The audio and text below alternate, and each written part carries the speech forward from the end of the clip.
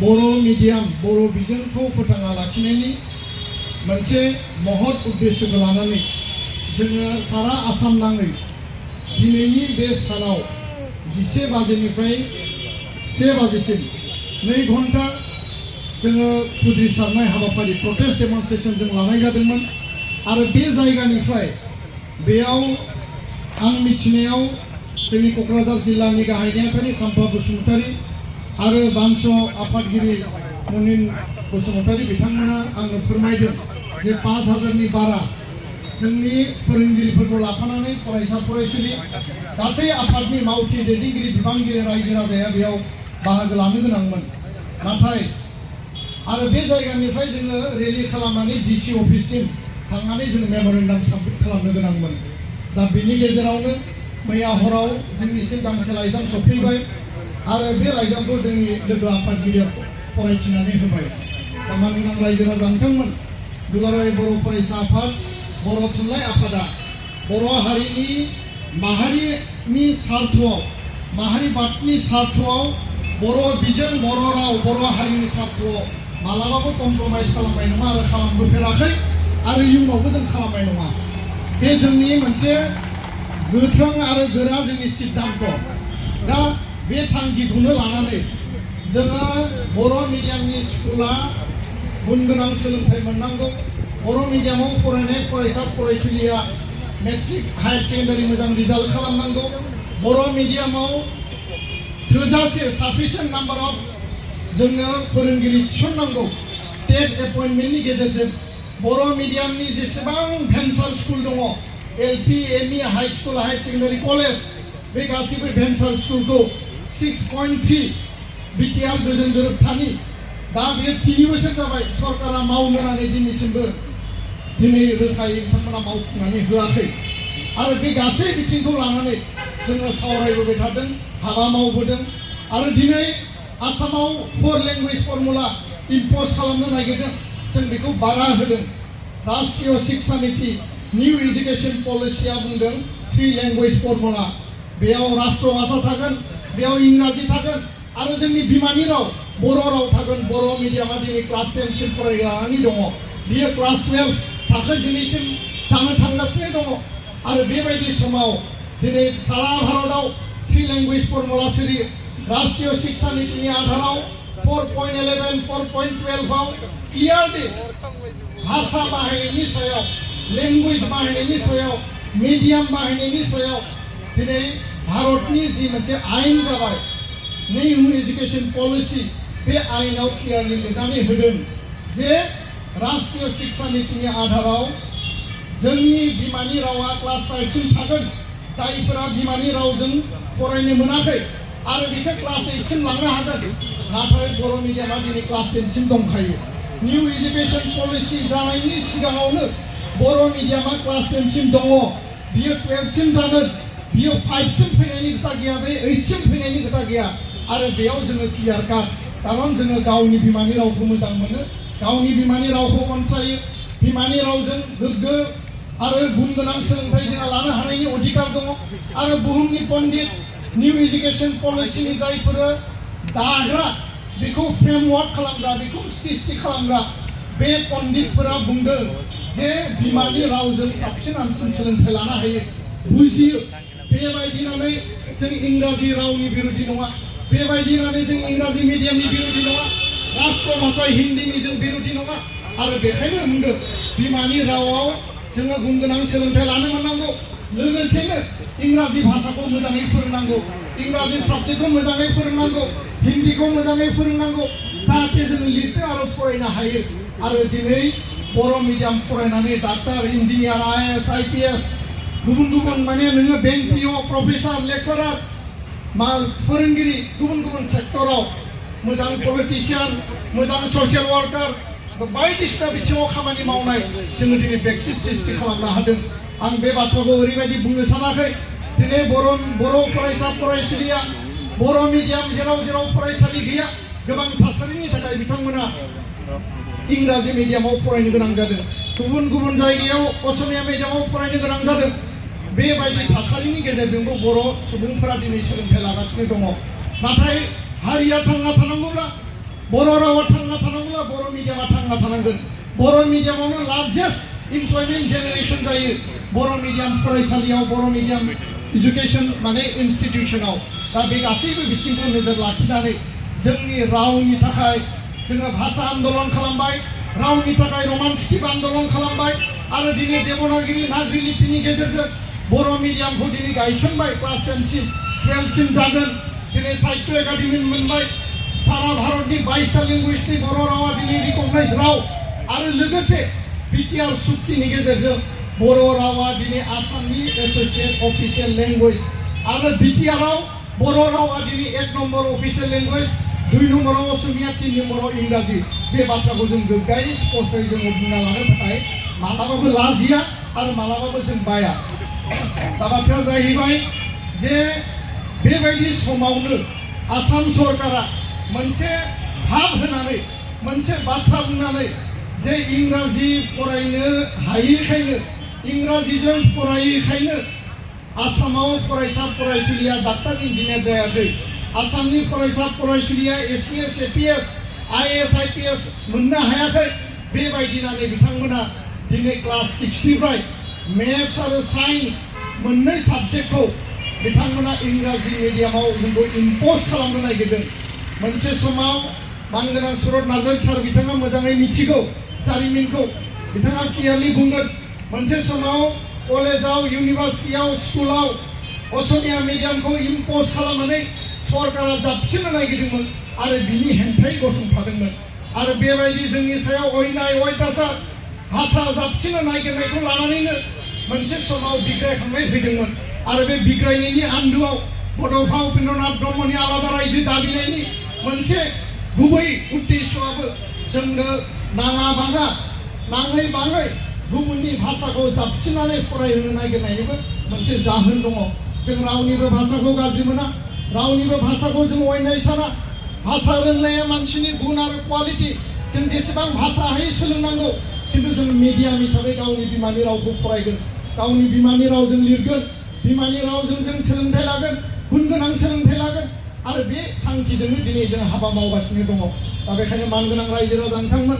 बर' मिडियामनि class 6 निफ्राय जि दिनै medium जाबसिननो नागिरनाय भाषा जाबसिननो नागिरनाय थांनाय बोसोरनि समनिफ्रायनो थाखो 3 निफ्रायनो जाबसिननो नागिरदोंमोन थाखो 3आव मेथ्स आरो साइन्स बिथांमोना बेखौ जाबसिननो नागिरदोंमोन आरो बिनि उनाव बिथांमोना क्लास 6 निफ्राय पेरेल मिडियाम खालामनो नागिरदोंमोन आदर्श विद्यालय इंराजि मिडियाम खालामनो नागिरदोंमोन बे गासैखौबो जों अपोज खालामबोदों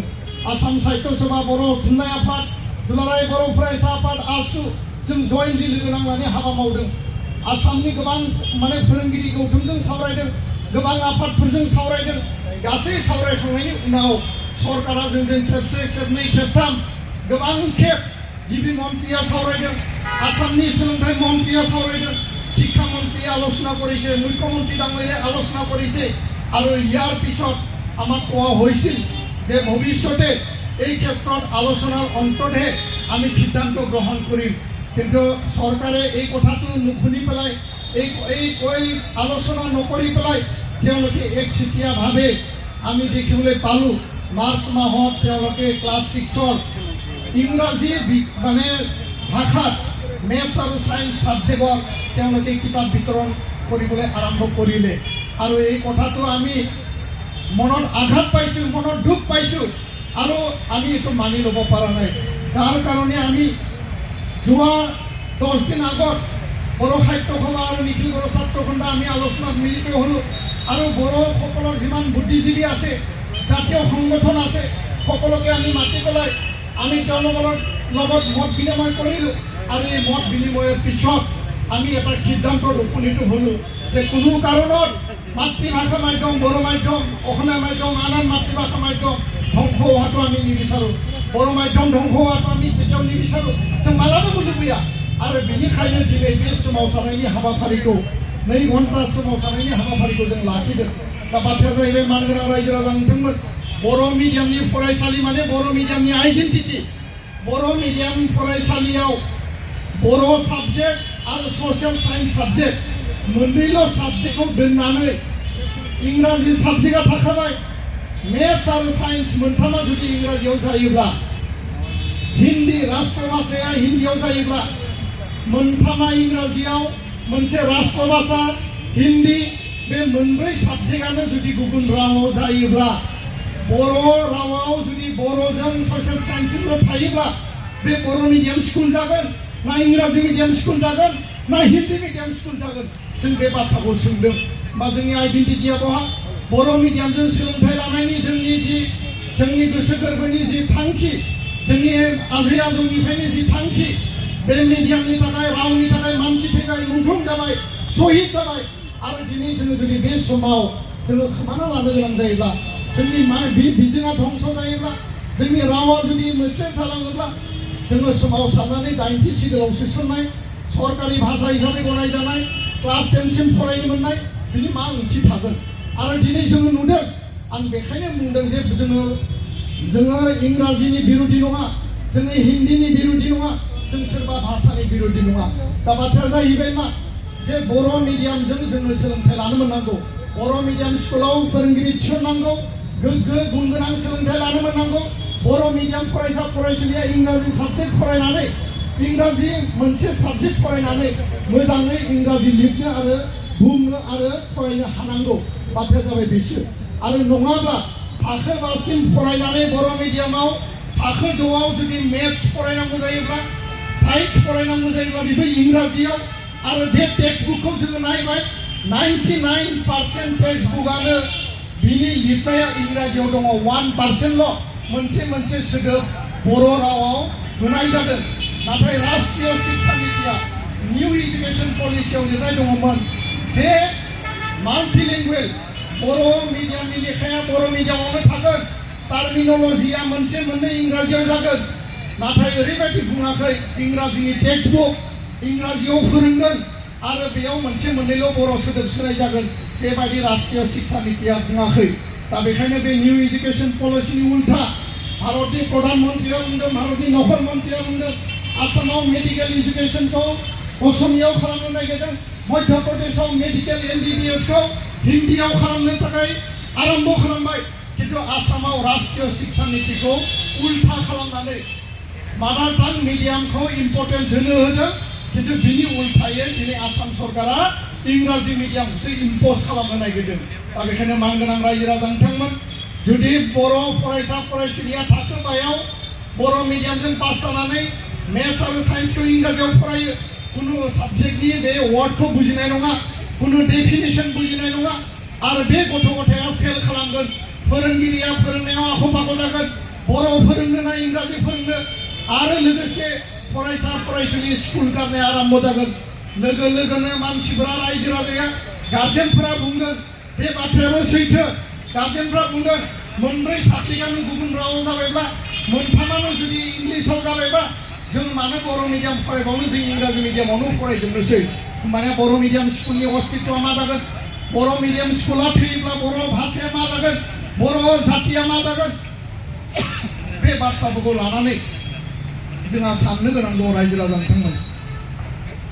दा बेखायनो आङो गोलाव बाथ्रा बुङालासेनो दिनैनि बे सोमावसारनायनि गेजेरजों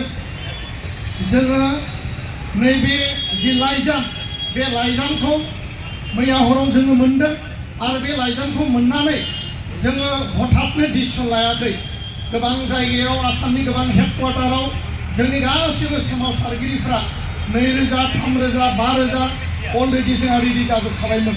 दहाय फुङावबो फैदों दायो गोबां जायगायाव फैनानै दङ नाथाय सरकारा जोंखौ मोनसे खावलायदों मोनसे रेसपन्ड होदों जे जोंनि सोमावसारनायखौ आन्दोलनखौ नुनानै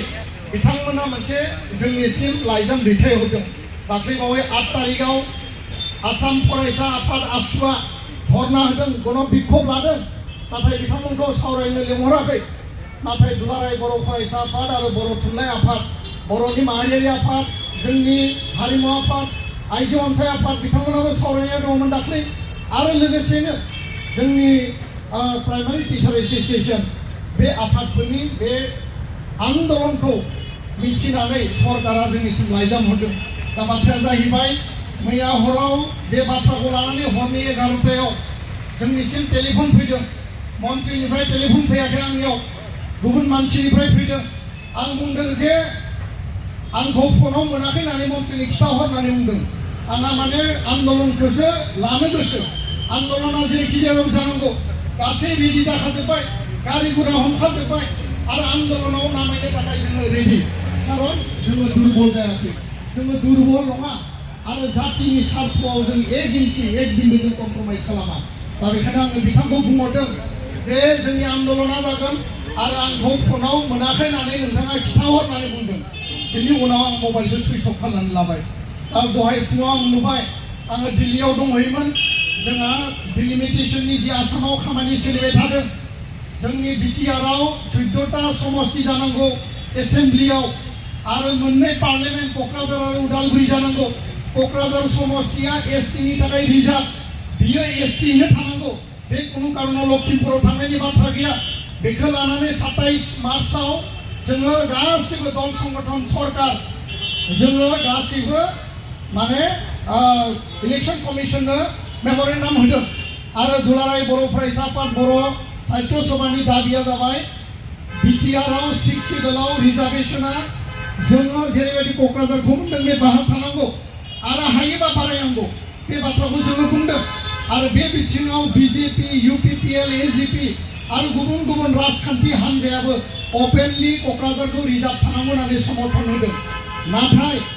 बेबायदिजोंल' जोङो हाहैगोन ना हाहैया आइननि बेबस्था मा दङ 6 सिडुलाव जोंनो मा पावार होदों मा राइट्स होदों आरो 6 सिडुलाव बुंदों जे 6 सिडुलनि सिङाव थानाय बे ओनसोलाव रिजार्भेशना एसटिनि रिजार्भेशना बाहाल थानांगौ आर्टिकेल 330 आव लिरनाय दङ सिआव दा बेखौनो लानानै सुप्रिम कर्टआव पिआइ पिटिशन होनो थाखाय जोङो बेयाव माने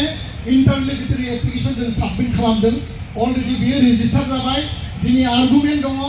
आरो जोङो मिजिंथिदों जे सुप्रिम कर्टनिफ्राय इलेक्शन कमिशन अफ इन्डियासिम मोनसे डाइरेक्शन अबजार्भेशन मोनसे नटिस थांगोन जाय नटिसआनोखि बर' आरो ट्राइबेलनि इन्टारेस्टआव जागोन खुनु कारनाव जोङो क'क्राझार लकसभा समष्टिखौ ट्राइबेलनि रिजार्भनिफ्राय जों खोमानो सानाखै कारन 543टा समष्टियाव बर' आरो ट्राइबेला क'क्राझारनिफ्रायल' आसामनि 14टा समष्टिनिफ्राय देरहालांनो हायो नाथाय नैबे आन्दलनखौ लाखानाय बायदियै मोजाङै जाफुंसार होनांगौनि थाखाय हरनि 2टा बाजियाव सिखारनानै फुंनि 4टा पचपन्ननि माने फ्लाइटजों फैनानै दिनै बे जायगायाव आं हाजिर जाफैदों कारन जोंनि सोमावसारनाया साक्सेस जानांगौ जों आन्दलनखौ साक्सेस खालामनांगौ नाथाय बिनि गेजेरावनो मन्थ्रिया जोंनो लाइजाम हरबाय मन्थ्रिनि लाइजामखौ जों सन्मान होदों गाबोन 11टा बाजियाव आसामनि जनता भवननि दिसपुराव थानाय 11टा बाजियाव मन्थ्रि बिथांनि बाहागो लानायाव बिथांनि चेयारमेनशिपआव बर' थुनलाइ आफाद आरो एबसु आरो गुबुन गुबुन आफादफोरा जों जयै सावरायगोन आरो बे सावरायनायाव जोंनि खोथाखौ जों स्पष्टयै लाखिगोन आरो बेयाव मन्थ्रि बिथाङा जोंनो मा रिप्लाइ होयो जों बुंदों जे बेखौ रिभिउ खालामनांगौ बेखौ उइथड्र खालामनांगौ आरो अलरेडि स्कुलाव राननाय लेखाखौ एबसु साहित्य सभानि मावथि बिबानगिरि आनसलिक प्राइमारि गासैबो उइथड्र खालामनानै बिअ अफिसाव लाबोनाय जाबाय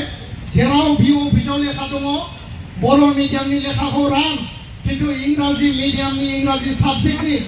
जि माने मेथ्स आरो साइन्स दङ कुनु कारनाव बेखौ राननो मोना होननानै उइथड्र खालामनाय जादों आरो बे खबराबो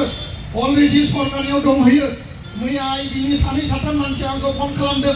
आं बिथांमोनखौ रायदों जे नोंथांमोना सरकारजों रायलाय सरकारा मिथिखायो जों कयदि नङा जों आसामनि नङा जे माला आन्दलन खालामगोन मानो खालामगोन खैथायाव जागोन खैथायाव जोबगोन बेसेबां मानसि जमा जागोन बेफोरखौ आंनो हिसाब लानाङा होननानै आं बुंहरदों मैया कारन बेफोरखौ हिसाब होनो थाखाय जों जिरायनानै थायाखै जातिनि स्वार्थआव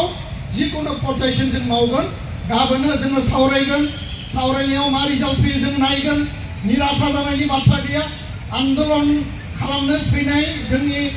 जायफोर सोमावसारगिरि बिथांमोनहा गोसोआव मोनसे बिश्वास साहस लानानै आवगायनांगोन दिनै गोबां जायगायाव गोबां बेबायदि आन्दलना जेरैबायदि जानांगौमोन बियो माने एसे खम जानायनि थाखाय बा बेखौ जोङो दोनथ'नांगौ जानायनि थाखाय गोबां रायजो राजा गार्जेन गोबां सोमावसारगिरिफ्रा दुखु मोनदों नाथाय जोङो बुंदों जे जोङो गाबोननि सावरायनायखौ नेयनि सरकारा मोनसे रेसपन्ड होदों आरो जोङो सोमावसारखांनायनि उनावबो खेबसे खेबनै सोमावसारनायनि उनावबो